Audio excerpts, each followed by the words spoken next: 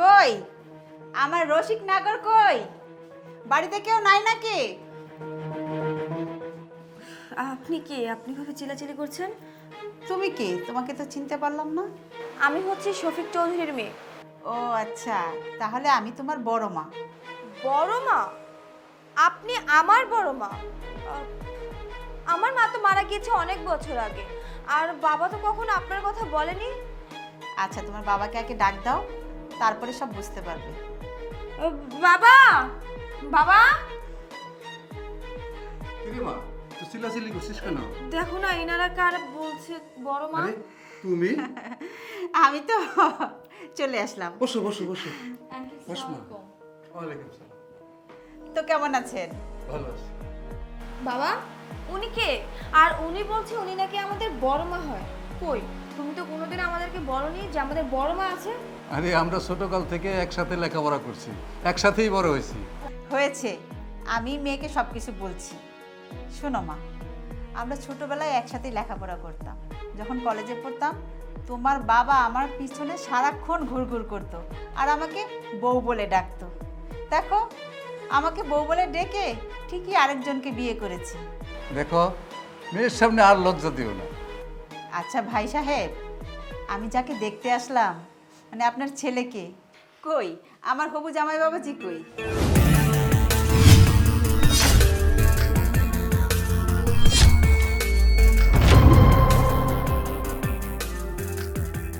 এই চাষার বাচ্চা, আমাদের পিছু পিছু এইখান পর্যন্ত চলে আসলেই?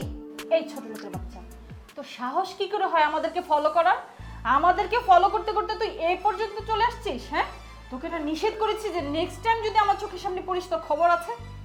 বাবা, এনারা কারা? আমাদের বাড়িতে কি করছে? বাবা মানে? ওই তো আমার ছেলে।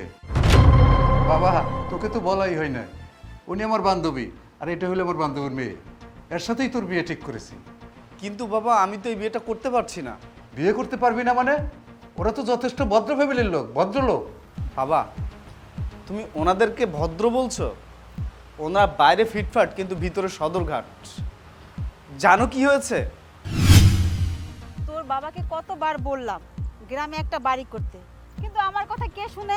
একটু শুনেই না। এই! এই চাষার বাচ্চা চাষা, কিভাবে কাজ করতে হয় সেটা জানিস না? ছোট লোকের বাচ্চা, এই ময়লা কাদাগুলো আমার শাড়িতে লেগে কি অবস্থা দেখছিস মা? এখন এখন আমি এক জায়গায় যাচ্ছি, এই অবস্থা কিভাবে যাব? ছোট লোকের বাচ্চা, তোকে মন চাইতেছে থাপড়ে তোর দাঁতগুলো ফালাই দিই। চাচি, আপনাকে দেখে তো অনেক ভদ্র মনে হচ্ছে, কিন্তু আপনার ব্যবহার এত অভদ্র কেন? এই ছোট লোকের বাচ্চা, চাষের বাচ্চা, চাষা, তো সাহস কি করে হয় আমার মার মুখে মুখে কথা বলার? হ্যাঁ, তো লজ্জা করছে না? লজ্জা করছে না এই পরিবেশে এসে আমাদের সামনে কথা বলতে? এত দামি শাড়ি জীবনে চোখে দেখেছিস? হ্যাঁ, শাড়ি কিনে দিতে পারবি এটা? এই ময়লা লাগাইছিস কেন? হ্যাঁ, তোর শরীরে রক্ত চামড়া বিক্রি করলেও তো একটা শাড়ি কেনার টাকা হবে না। ফাজিল কোনাকার। আচ্ছা, আমি মানছি যে আমি ভুল করে আপনাদের গায়ে ময়লা ফেলেছি, কিন্তু তার জন্য না হয় আমি সরি বলে নিচ্ছি। কিন্তু আপনারা কেমন ব্যবহার করছেন আমার সাথে? আসলে চাষারা কি মানুষ না? যারা চাষবাস করে তারা কি মানুষ না? তাদেরকে আপনাদের মানুষ মনে হয় না? আপনারা একটা জিনিস কি জানেন? আপনারা শহরের মানুষ গ্রামের মানুষকে মানুষ বলে মনে করেন না। আপনাদের কাছে গ্রামের মানুষকে অমানুষ মনে হয়, তাই না?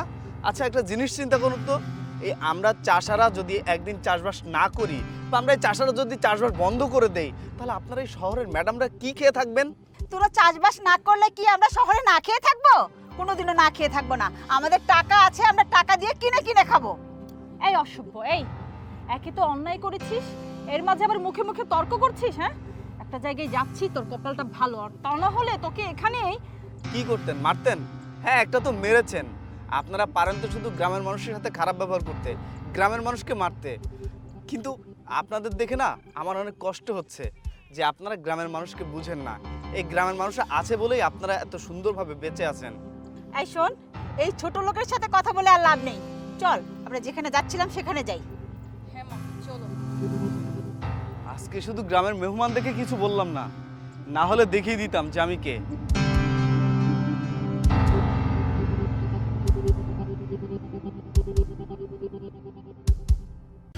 এখন বুঝতে পেরেছো আমি কেন ওনার মেয়েকে বিয়ে করতে পারবো না?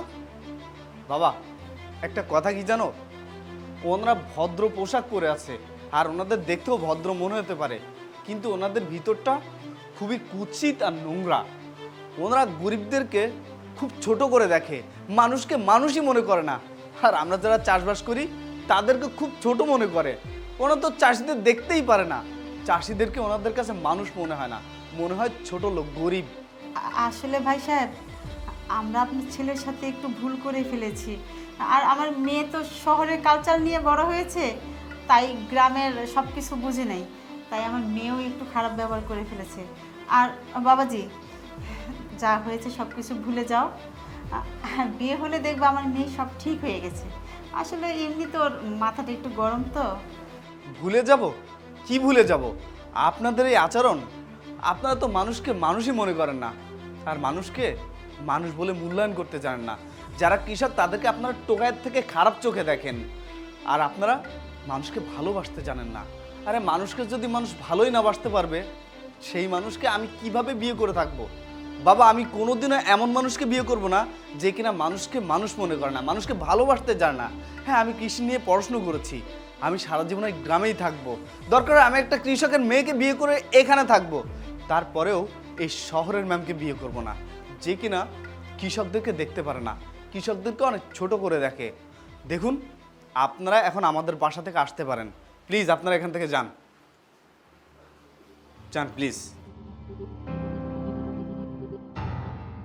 ভাইয়া, তুমি একদম ঠিক কাম করেছো।